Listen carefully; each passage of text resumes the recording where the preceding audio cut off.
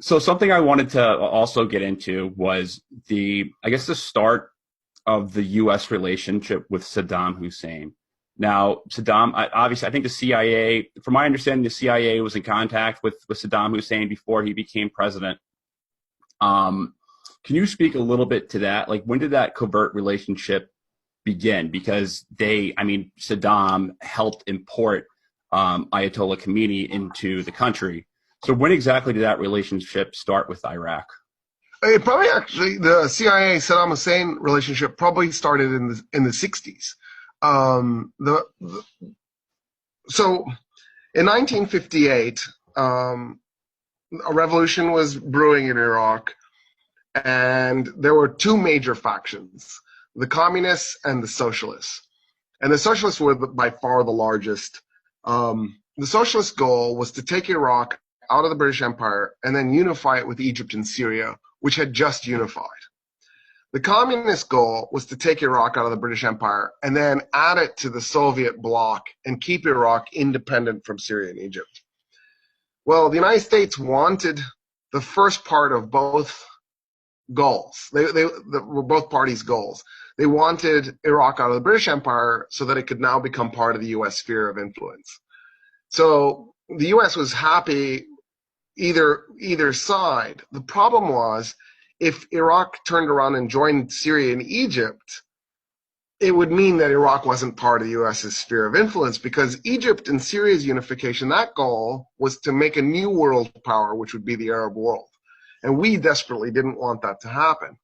So Eisenhower began funding the communists, hoping that even though there was a possibility Iraq would end up in the Soviet sphere, at least it would be easier to get it away from the Soviet sphere than it would be to get it away from a unification event with Syria and Egypt.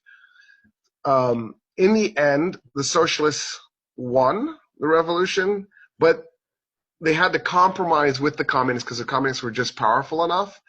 And so the compromise was that Iraq would only symbolically join Egypt and Syria. It wouldn't in reality join. They ended up with a guy named Abdul Karim Qasim as their first head of state, and stayed out of the United Arab Republic. Didn't join the Soviet bloc. It was about the best result the United States could have expected to have happen, right? Done with the British, didn't join the Soviet bloc, and not part of the United Arab Republic. Once Iraq seemed like it was clear it wasn't going to go in one of those three directions, in 1963, the CIA went and assassinated Qasim. So what that does is that plunges Iraq into psychotic chaos. It has coup after coup, governments are toppling here and there. And briefly, if I remember correctly, it's 1968, double check that year, the Ba'athists in Iraq managed to gain power. And Saddam Hussein had already joined that party. And so briefly, he was actually part of the government in Iraq. And he was basically a thug for the party. He would actually commit crimes to generate capital to help fund the party's activities. So we liked him, and we were probably already well connected with him. So that in 76, when the Ba'athists take Iraq over again, we began immediately communicating with him to see if we can work with him, and we find out we can, because we give him a list of people we don't like in Iraq. We don't tell him what we want to have him do with those people. We just tell him, well, we don't like these guys. They're a lot of them are scholars. A lot of them are activists. A lot of them just belong to political parties that we're not really keen on, like socialists. And he has them mass arrested. They do these big kangaroo courtroom hearings where they're trying 20, 50 defendants at a time. They're all found guilty. And then he has a mass hanged live in primetime TV across the country. I'm just imagining some CIA guy just going like, how about that? Yeah, okay, we can work with that guy.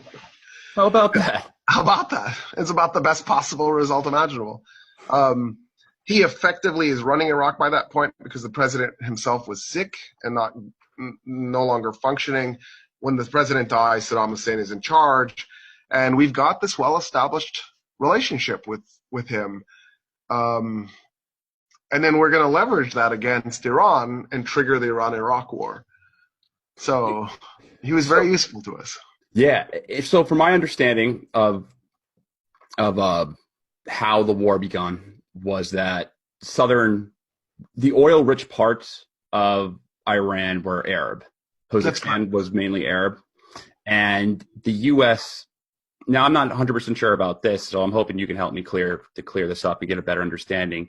So did the U.S. encourage Saddam Hussein to invade Iran?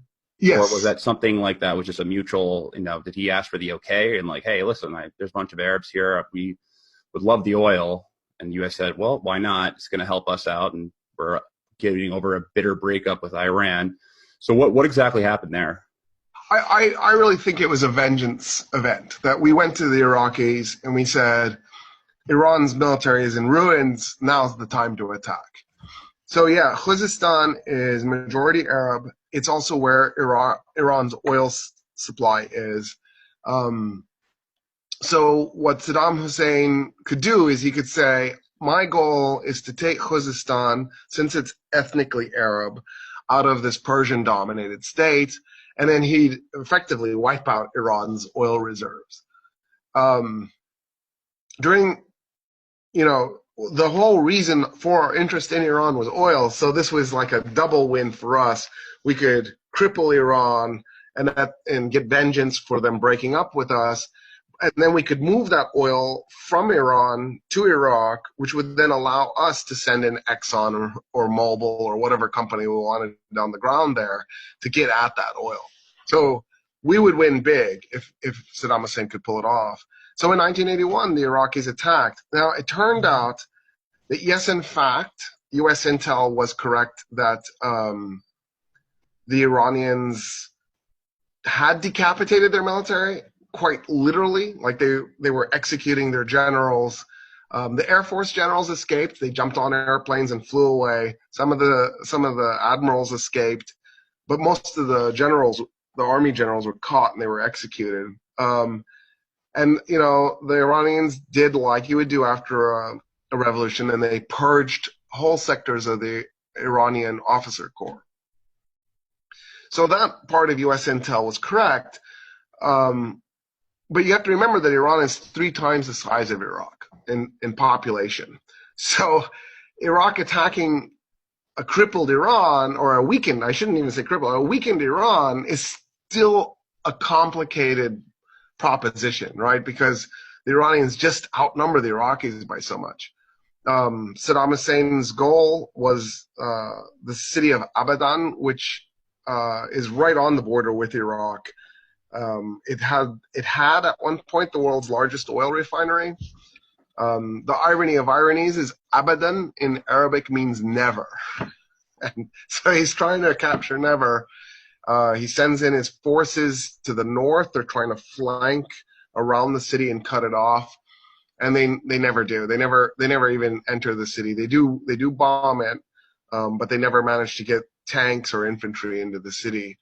The Iranian military manages to hold the Iraqis in place and then actually push back their salient right up to the border. And what ends up happening, instead of Saddam Hussein capturing Khuzestan and pulling it out of Iran, instead of that happening, what ends up happening is a World War I style trench war where neither side manages to move the border very much for 8 cruel, bloody, sadistic years.